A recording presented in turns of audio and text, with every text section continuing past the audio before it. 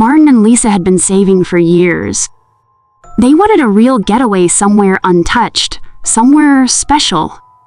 Not another overcrowded tourist trap. When they stepped into Horizon Travel Agency, they expected to book a trip to Bora Bora or Fiji. But the man behind the desk, a thin, pale figure named Mr. Beckett, had a different idea. "I have something unique," he said, his voice smooth and deliberate. "An island so exclusive, so remote, that almost no one has heard of it. A true paradise." He slid a photograph across the desk. The island was breathtaking. Crystal clear waters, lush green jungle, beaches so perfect they looked unreal. Lisa hesitated. "Why haven't we heard of it before?" Mr. Beckett's lips curled into something that resembled a smile. "Because those who visit never want to leave." Martin chuckled. "Sounds perfect." Lisa felt something deep in her stomach, a tiny, crawling sense of dread. But the price was too good. The promise of untouched paradise was too tempting. They booked the trip. The private plane took them far beyond any familiar map, over endless ocean. When the island finally appeared below, it looked just like the photo. Too perfect. A single wooden dock stretched into the water, but there was no resort, no welcoming party. Just emptiness. Their pilot, a man with sunken eyes and an expression like stone, said only one thing before he left. "Enjoy your vacation." Then he was gone. Martin and Lisa walked along the untouched sand, trying to shake the unease creeping into their bones. The beach was eerily silent. No birds, no waves, no wind. Lisa glanced down and froze. Footprints. Dozens of them, leading out of the water. Barefoot. But wrong. The toes were too long, the imprints too deep. Like whatever made them was heavier than it should be. "Martin," Lisa whispered, gripping his arm. But Martin laughed. "Babe, they're just footprints. Someone must live here." Lisa wanted to believe that. She really did. They set up their tent near the tree line and tried to enjoy the evening. The air was thick and heavy, the humidity clinging to their skin. But as the sun dipped below the horizon, the feeling of being watched became unbearable. Then they heard it.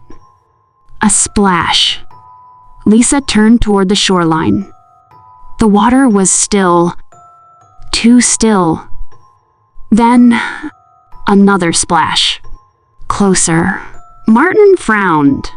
"Maybe a fish?" Lisa's hands trembled. She shook her head. "No. It's... The sand shifted near the water's edge. Something was crawling out. Martin grabbed Lisa's hand and pulled her back toward the jungle. Something was emerging from the water. At first, it looked human. Tall, thin, its skin slick and gray. But as it stepped fully onto the shore, Lisa saw what was wrong. Its arms were too long, its fingers tapering into claw-like points. Its mouth. Oh God, its mouth. Stretched into an impossible grin, filled with teeth. Lisa clamped a hand over her mouth to keep from screaming. The thing cocked its head. Then it whispered, "Welcome." Martin yanked Lisa into the trees. They ran, crashing through the underbrush. The jungle was too quiet, as if it were holding its breath. And then the drum started. Deep, rhythmic, coming from somewhere inside the island. Martin grabbed Lisa's shoulders, his breath ragged. "We need to find a place to hide." Then he froze. Behind Lisa, something was watching. More of them. Half hidden in the trees, their wide black eyes locked onto her. Their bodies twitched unnaturally, mouths stretching into those same grotesque, sharp-toothed grins. Lisa barely had time to scream before one of them lunged. Lisa woke to the feeling of cold stone beneath her back. She gasped, trying to move, but her wrists and ankles were bound. The air smelled like salt and rot. The jungle was gone.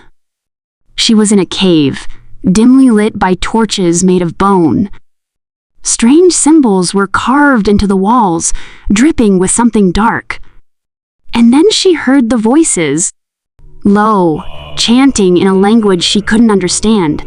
Shadows moved along the cave walls, but Martin was nowhere to be seen.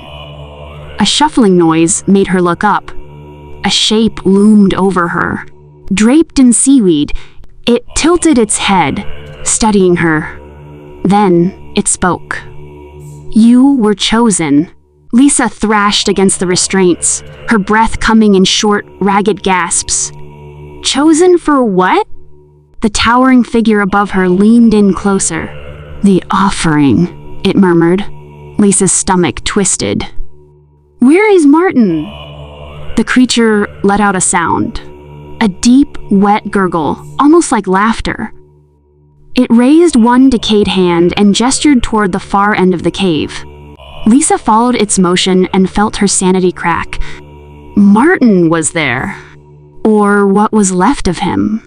He hung limp and lifeless from the ceiling, his body suspended by twisted seaweed and bone hooks driven into his wrists.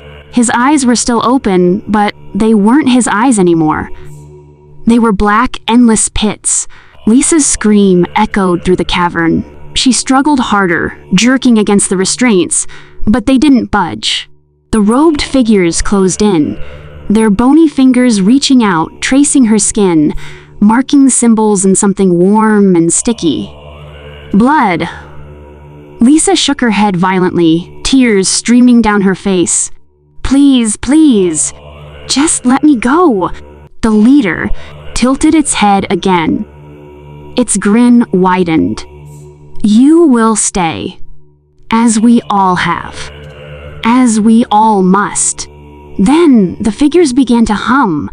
It was deep, guttural, and wet, like something bubbling up from beneath the waves. And then Lisa felt it. She looked down and saw her skin ripple. Something beneath it was moving. Her veins turned black, spreading outward like ink, her bones stretching, twisting, reshaping. Her fingers lengthened, her nails darkened, her vision blurred, colors smearing together, her screams turning into gurgles, her throat no longer capable of human sound. Her body was no longer her own. The leader reached down and cupped her face. "Now you see." Lisa's mind fractured as she finally understood. The island wasn't a paradise. It was a trap. A living, breathing entity that called people here not to visit, but to consume. The creatures around her. They had once been travelers, just like her. People who had come seeking paradise, only to be taken, reshaped, absorbed. Lisa tried to cry, to scream, to fight, but her lips only stretched into a grin. Her eyes darkened to bottomless black. The chanting stopped. The leader stepped back, admiring its work. Lisa was no longer Lisa. She was something else. And outside, on the distant shore, a boat approached the island. New visitors, new offerings, and deep in the cave, Lisa smiled. She was so hungry.